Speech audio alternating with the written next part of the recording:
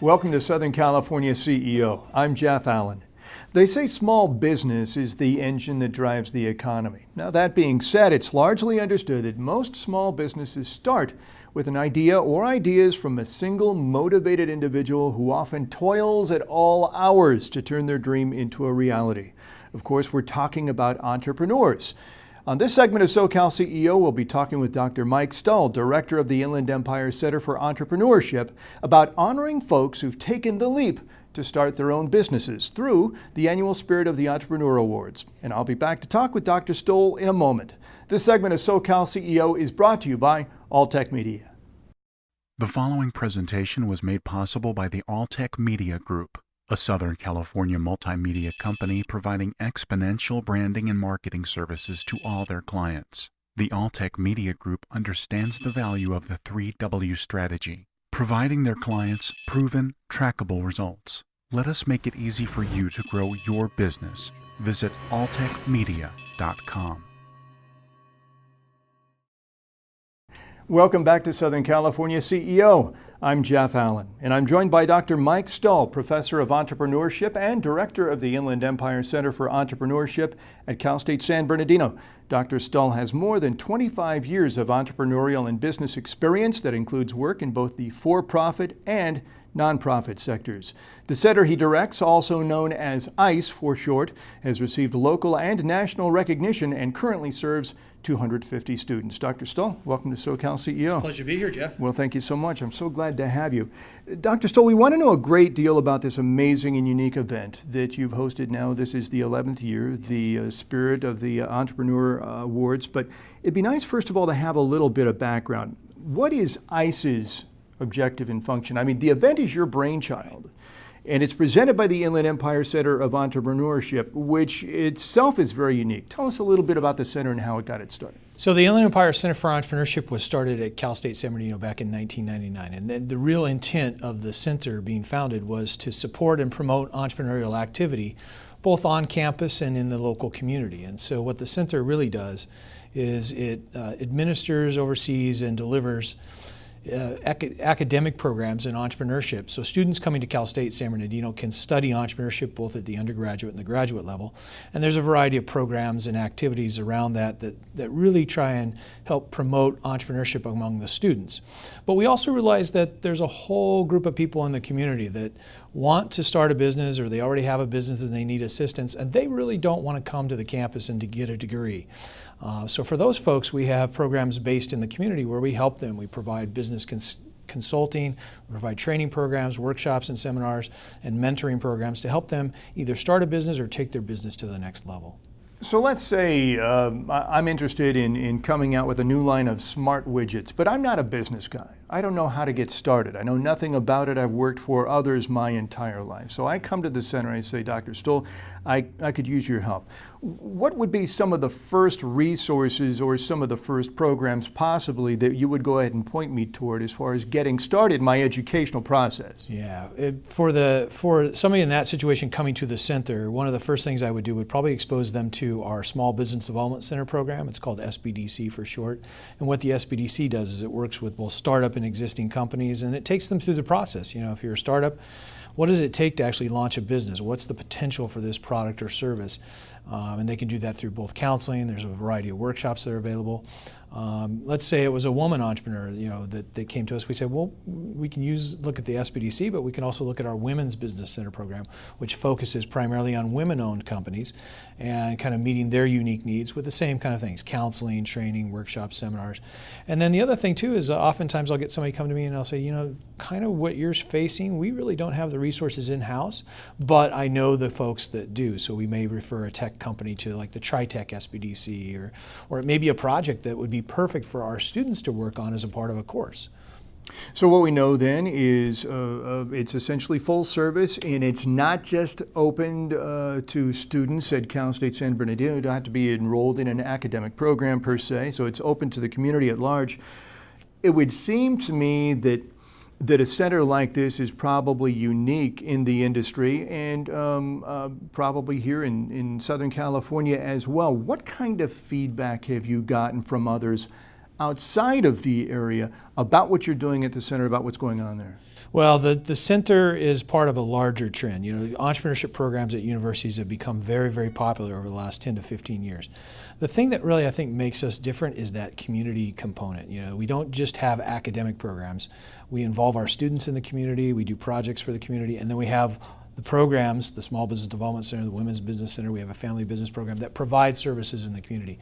And as I look at our peer institutions around the country, very few of them have that significant component to they're mostly academic, and you know, they don't do a lot of the stuff in the community. So I think that makes us unique. And as far as recognition as a center and a program, we've been recognized by Entrepreneur Magazine and the Princeton Review as one of the top entrepreneurship programs in the country. And that's quite high praise. And that leads us now to the discussion of the Spirit of the Entrepreneur Awards. 11th annual event coming up in November at the Ontario Convention Center. How did the idea for the awards come about? Because you, again, you were right on the forefront of that too. Yeah.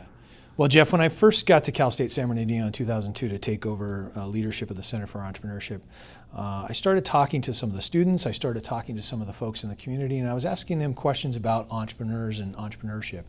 And one of the questions I asked was, you know, tell me who your role models are, or if you're in the community, you're in economic development, or you're involved in city government, tell me who your best entrepreneurial success stories are in your community. And surprisingly enough, a lot of the answers I got were not really what I thought I would get. You know, with the students I got, hey, I'd like to be like Bill Gates or Michael Dell or, you know, now Steve Jobs and those kind of things. And when I talked to the communities, a lot of the times they said, well, they'd cite some big company examples, but they really didn't know who their emerging entrepreneurial superstars were. And I kind of scratched my head at that. I thought, you know, the folks that are creating most of the jobs in our community, the folks that are doing really innovative stuff, it's not usually the big companies. And you know, our students should know who those folks are. Our local communities should know who those entrepreneurial stars are in their community. And so my thinking at that point in time was we should create an event where we recognize those people. So now we create more of an awareness of what's happening in the local communities, the good things, the success stories, the gee whiz kind of stuff. Plus, we also create some role models for our students so that they have somebody locally to look at. It's really hard if you're a student, if you're 18 years old or 20 years old, to look and say, I could be just like Bill Gates because he's at such a high level. It's hard for them to transport themselves and see themselves as Bill Gates, most of them. But if they can meet a local entrepreneur that maybe went to their high school or lives in their community, it's much more immediate. You look at it and go, hey, if he or she could do it, maybe I could do it too. For those people who've never attended the Spirit Awards, and we'll call it the Spirit Awards for short, this is a big deal. And I'm looking forward to attending my first time. Tell us a little bit about what people can expect at this award ceremony, because I mean, everybody's familiar with the Academy Awards and the Emmys and the American Music Awards, and this, quite frankly, comes pretty close. I mean, in terms of the glitz factor to it. Yeah, it's sometimes it's hard to describe. I remember describing it to one of our sponsors when they came on board the first year, and we were describing it, and they were kind of nodding their heads. And then when we met with them the next year to kind of renew the sponsorship, they said, you know what you said last year about not really appreciating it until you went to the event was so true, because they said we were just blown away because it is a gala celebration. It's a black tie event. And it's not just the awards. We don't just come and present the awards. There's typically entertainment involved. We do everything at the sort of a first class level. Every year you folks have a different theme, and this year you've got obviously I think a really exciting theme, and it kind of plays well into the city of Riverside, for example, is a city of arts and innovation, and this year you have a similar theme for the event in coming up in November. Yes, we're going to be doing the art of entrepreneurship. And really what that to us signifies is that entrepreneurship is, it's really part art and part science, but we really think the artistry of it is particularly important because entrepreneurs are oftentimes doing things. There's oftentimes no right answer. There's no set linear way of doing things, and really, in some ways, they're creating a new business. They're starting with a blank canvas. And they're really putting in lots of different tones and colors as they build their business and expand it. So we really see it as really a kind of an art form that entrepreneurs are involved in, and we think that's kind of an exciting tie, and it also gives us lots of options for entertainment at the event as well. The awards, you have a number of different recipients. There are a number of different categories here. Let's talk about some of those. So we range from, we have typically about 9 different categories that we award at the event. I think we've got about 15 categories to choose from, but we usually get down to about 9 at the event. And it ranges everything from what we call emerging entrepreneur, somebody who's been in business 5 years or less and has great potential to be even more successful in the future, all the way to like a Lifetime Achievement Award, somebody who's been doing it for 30 plus years, super successful, and really everything in between, family business, technology businesses, service-based business, manufacturing businesses. So it really captures a nice cross-section of all the different types of entrepreneurial success stories we can see out in our community. Can you tell me about your memories of some of the recipients of these awards in the past? Are there any stories that kind of stand out, or any individuals, and you don't necessarily have to name any names, but maybe some folks who you can remember who are especially deserving and went on to do some real special things? Well, I think one of the first ones that sticks out is several years ago we honored Hangar 24 Brewery in Redlands, and they were in our emerging entrepreneur category. At the time, I think they'd only completed 1 year of business, but at that time it was already apparent that the business had not only exceeded its first year expectations, but was on the way to even bigger and better things. And that really stood out, the energy of the business, its accomplishments, its future potential. And that really spoke to the judges. And then so Ben Cook from Hangar 24 won the award. And I think the judges' selection was spot on, because Hangar 24 has gone from 4 or 5 employees to 125 employees, distributed in Nevada, Arizona. They're going to be, it looks like they're going to be the next Sam Adams, Boston Beer Company. So a great success story like that. So we can understand how sponsorship of businesses can benefit the Inland Empire Center for Entrepreneurship and the award ceremony, but what are the ways that the businesses in turn benefit? How is it that they benefit from their sponsorship? I think first and foremost, if you're a business that is doing business with business, and in particular entrepreneurial companies, I think this event is an opportunity to really brand yourself as kind of really somebody who supports entrepreneurship. And it's not just I'm doing business with local companies, it's I support the concept of entrepreneurship. I support entrepreneurship as an important part of our community's development. And I think more directly, at this event, you get a chance to be in front of 500 to 600 business owners, business leaders, civic leaders, and get your message out there and be associated with something that's a first-class event and is all about entrepreneurship. And so I think not only through the promotion we do for the event, but being at the event, being recognized at the event as a supporter of the event, and having an opportunity to interact and get your message out to that 600 people at the event, I think is a big plus. So as we get back around to the idea of this as being not only a premier honor, being awarded for your achievements as an entrepreneur, and it's also a great opportunity for sponsorships and the networking opportunities that are there. And because you have business owners, some of them newbies, some of them maybe soon to be recognized, you've got people who are already in business, you've got sponsors there in attendance.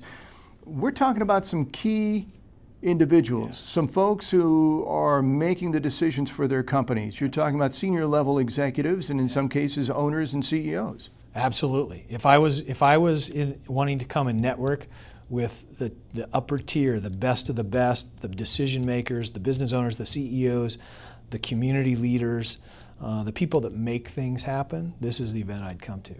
Because you're not networking with employees, or you're not networking with a salesman. You're networking with the person that makes the decision of an organization that's doing $1 million in sales up to $100 million in sales.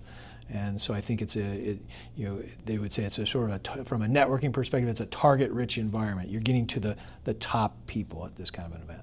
Some key sponsorships have made themselves available to you in this event over the years, and you really do rely on the help from those businesses in the local area to help continue to fund this, not only the center, but of course the award ceremony. Let's chat a little bit about the opportunities that may be available for someone who may be watching this right now. Say, you know, this is a really worthwhile idea, and I'd like to get involved in that. Yeah, we do have a wide variety of sponsorship opportunities available, and we've had really, really great sponsorship support, from day one. But I'm always looking for more people that are going to come in and help us promote entrepreneurship and its importance to the region. And so, we have everything ranging from, really for us sponsorship is, we have a silver sponsorship, a gold sponsorship, and a platinum sponsorship. We step those levels up from $2,500 all the way up to $10,000, and they get some great benefits to be a part of it, great promotion. Not only do we promote the event electronically, through social media, and all those wonderful things, but we have our media partner, which is the Los Angeles News Group, which promotes the event through all of their publications here in the Inland Empire, which is the Inland Valley Daily Bulletin, the San Bernardino Sun, the Redlands Daily Fax, Riverside Magazine. So there's a lot of promotion taking place, and then typically our partners, our sponsors, are also promoting it through their channels. So it gets wide distribution. And we've also got some opportunities, that we kind of wove in this year that we thought, if people want a little bit more kind of a intimate sponsorship opportunity, they can sponsor the VIP reception, or they can sponsor the judging reception. Some of those things where they're going to be able to sort of get up and speak to the people that are involved in the process. Really, really key, because we haven't mentioned it yet, and this is just a little important. Tell us exactly when this is coming up in November. The event is November 19th. And it starts at 5:30 p.m. at the Ontario Convention Center. The reception is at 5:30. Dinner and the awards and the entertainment, of course, start at 7 o'clock. For people who are interested in attending and want to buy tickets or register for tickets, how do they do that? We'd love to have them attend, and they can go to our website, which is inlandspiritawards.com. inlandspiritawards.com. And for those who are interested in sponsorship, can they contact your office as well? They can contact me directly. Fantastic. Dr. Stull, I wish we had more time. We could talk about this much longer and all the work that you're doing at this center. I sure do appreciate your time today and joining us on SoCal Jeff, CEO. Thanks for inviting me. You bet. Dr. Mike Stull, Director of the Inland Empire Center for Entrepreneurship, has been my guest. Once again, if you'd like more information about IECE, that's the Inland Empire Center for Entrepreneurship, or about attending or supporting the Spirit Awards, you can contact the center directly at 909-537-3708 or email Dr. Stull at mstull@csusb.edu. That'll wrap it up for this segment of SoCal CEO. Be sure to join us again often at SoCalCEO.com. I'm Jeff Allen.